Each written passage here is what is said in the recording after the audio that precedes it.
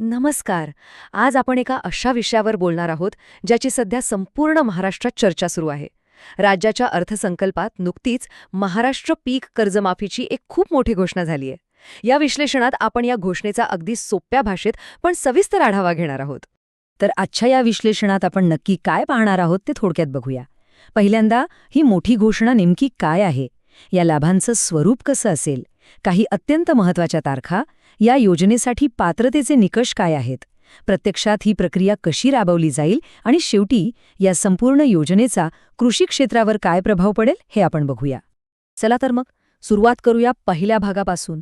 ही मोठी घोषणा आणि अर्थसंकल्पातील आश्वासनाचं नेमकं काय महत्त्व आहे? अर्थसंकल्पात एक अतिशय महत्त्वाचं वाक्य वापरण्यात आलं होतं, येणाऱ्या पीक कर्जमाफीतून शेतकऱ्यांना त्वरित दिलासा देणे. हे वाक्यच या योजनेचा मूळ गाभा आहे.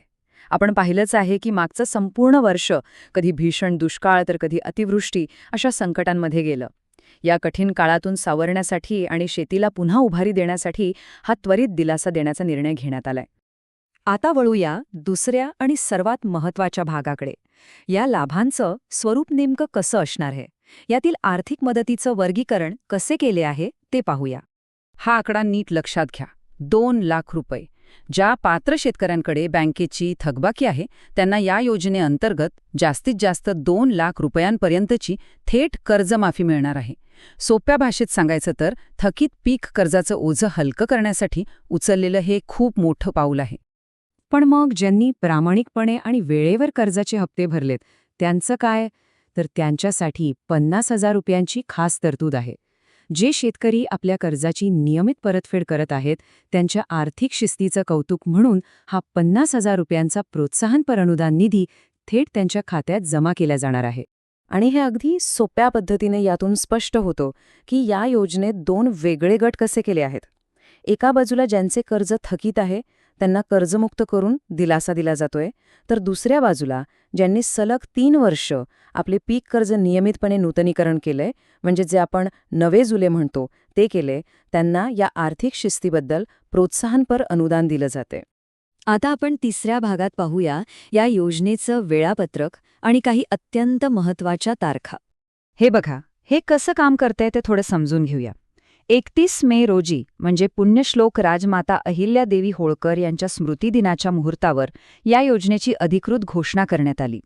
इथली सर्वात आश्चर्याची गोष्ट म्हणजे 30 जून ही तारीख. फक्त एका महिन्याच्या आत ही सगळी प्रक्रिया पूर्ण करून नवीन पीक कर्जाचं वाटप सुरू करण्याचं उद्दिष्ट आहे. आणि हो, कर्ज थकबाकीत जाण्याची अंतिम मुदत 30 सप्टेंबर 2025 अशी निश्चित करण्यात आली आहे. यानंतर आपण चौथ्या भागात बघूया पात्रतेचे निकष. सर्वात मोठा प्रश्न, या योजनेसाठी नक्की कोण पात्र ठरणार? इथे एक गोष्ट अगदी क्लिअर करून घेऊया. ह्या योजनेसाठी फक्त आणि फक्त पीक कर्ज पात्र आहे. म्हणजे समजा शेतीच्या विकासासाठी, ट्रॅक्टर घेण्यासाठी किंवा पाईपलाईन टाकण्यासाठी एखादं मध्यम मुदतीचं कर्ज घेतलं असेल तर ती कर्ज या कर्जमाफीतून पूर्णपणे वगळण्यात आली आहेत. फक्त पीक कर्ज. आता अनेकांना हा प्रश्न पडतो की समजा माझं कर्ज 2 लाखांपेक्षा जास्त असेल तर काय होईल? एक साधं उदाहरण घेऊया. समजा एखाद्या शेतकऱ्याकडे 4 लाख रुपयांचं पीक कर्ज थकीत आहे. तर नियम असा आहे की त्यातील वरचे 2 लाख रुपये आधी त्या शेतकऱ्याला स्वतः बँकेत भरावे लागतील. ते भरले की मग योजनेचे उर्वरित 2 लाख रुपये माफ होतील आणि कर्ज खातं नील होईल. आणखी एक संभ्रम असतो तो बँकेबद्दल. पण इथे घाबरण्याचं काहीच कारण नाही. शेतकऱ्याचं पीक कर्ज कोणत्याही सरकारी बँकेत असू दे, खाजगी बँकेत असू दे किंवा एखाद्या सहकारी सोसायटीत असू दे, जोपर्यंत ते पीक कर्ज आहे आणि निकषांमध्ये बसतंय तोपर्यंत कोणत्याही संस्थेचा भेदभाव न करता या योजनेचा 100% लाभ मिळणार आहे. आता वळूया 5व्या भागाकडे. प्रत्यक्ष प्रक्रिया कशी असणार आहे, याचे टप्पे काय आहेत? ही संपूर्ण प्रोसेस अतिशय सोपी ठेवण्याचा प्रयत्न केलाय. सर्वात आधी सगळ्यांची नावे एकाच वेळी येणार नाहीत, तर लाभार्थ्यांच्या याद्या टप्प्याटप्प्याने प्रसिद्ध होतील. यादीत नाव आलं की मग बँकेत, महा ई सेवा केंद्रात किंवा शासनाच्या पोर्टलवर जाऊन आपली आधार ई-केवायसी पूर्ण करावी लागेल. हे झालं की थेट लाभ हस्तांतरण म्हणजेच डीबीटीद्वारे पैसे जमा होतील. आता यातील सर्वात रंजक आणि महत्त्वाची गोष्ट म्हणजे हे आधार प्रमाणीकरण. हा टप्पा अनिवार्य का आहे?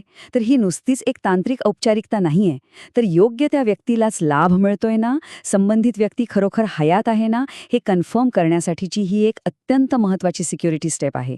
हे पूर्ण केल्याशिवाय एकही रुपया खात्यात जमा होणार नाही.